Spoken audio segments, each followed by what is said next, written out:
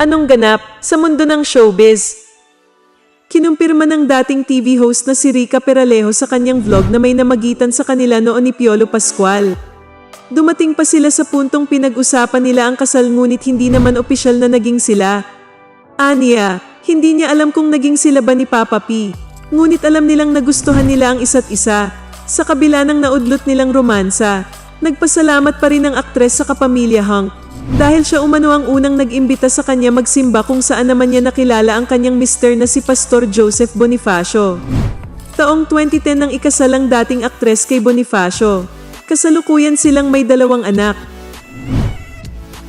Ano sa palagay nyo? Sino ba ang mas bagay kay Rica? Si Papa P o si Pastor Joseph? Pero kung ako ang tatanungin ay doon na ako sa straight. Salamat sa panonood ng Artista PH YouTube channel.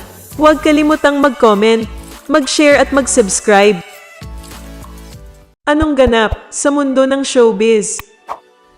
Kapansin-pansin ang mga sweet na mga larawan ni Piolo Pascual at Lovie Poe kamakailan, dahilan para masita ang aktres ng jowang scientist.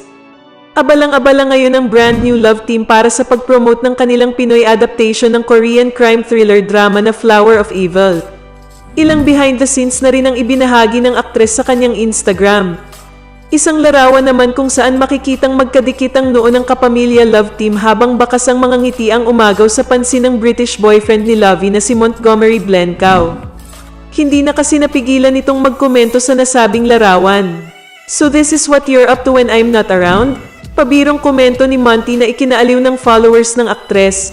Ang jowa ng aktres na ilang beses na niyang ibinahagi sa Instagram ay isang matagumpay na Hollywood filmmaker, producer at scientist pa sa University of California base sa ilang filmmaking credits at sa kanyang Instagram profile. Wala namang tugon ang 33 taong gulang na aktres sa kinaaliwang komento ng kanyang boyfriend. Anong masasabi mo sa balitang ito? Anong ganap sa mundo ng showbiz? Tinapos na nga ni Piolo Pascual ang romansa niya sa isang sexing artista na dumayo pa sa Los Angeles, California para lang maisakatuparan ang matagal na niyang pangarap na makapiling si Papa P. Our whirlwind romance finally ends here. To my frame, thank you for flying all the way to the States to give birth to our baby. Your selfless love and beautiful heart will finally be seen and experienced by the world. Thank you so much, Netflix, for taking us in, and for the wonderful stay in LA. Sabi ni Piolo sa photo na nakatalikod siya habang kaakbay ang isang sexing babae. Well, sino nga ba ang naturang babae? Isa kang legend. Salamat sa pagmamahal at tiwala. #myamanda, coming out on July 15. #global launch. Dugtong na chika pa ni Piolo.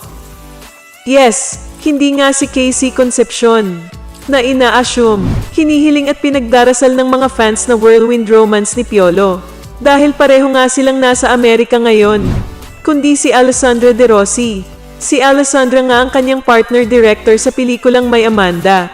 At si Piolo ang rason ng pagsugod ni Alex sa Amerika.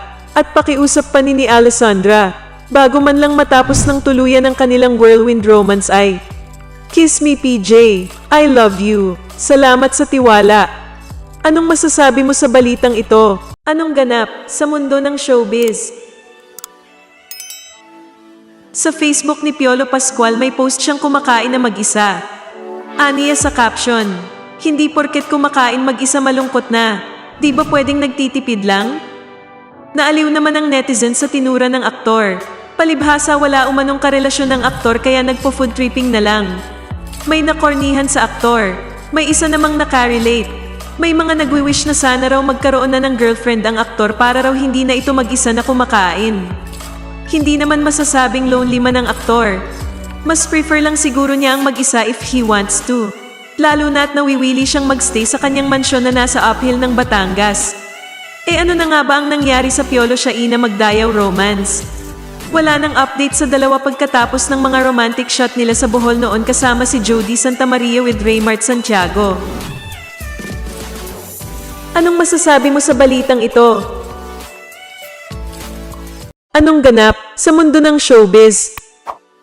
Ginulat ni Piolo Pascual ang mga followers niya sa Instagram Nang mag-post siya ng larawan na naka-topless siya at naka-shorts habang nagmamaneho ng jet ski sa dagat. Of course, sa larawan ay uzang with hotness si Papa P.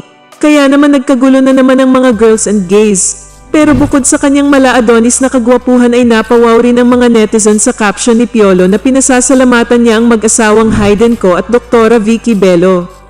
Got a super wonderful gift from this lovely and always generous friends of mine. Doc Victoria Bello and Doc Hayden Co.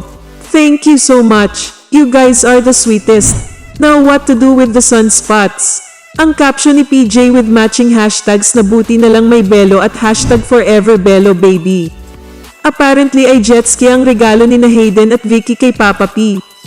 Kaya naman pinuri-puri ng mga netizen ang kagalantehan ng mag-asawa.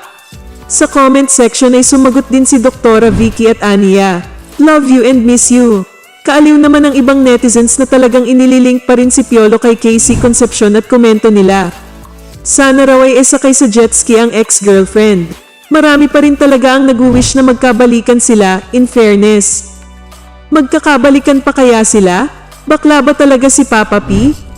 Ano sa palagay nyo? Maraming salamat sa panunood. Huwag kalimutang i-like ang video, comment, share and subscribe na din.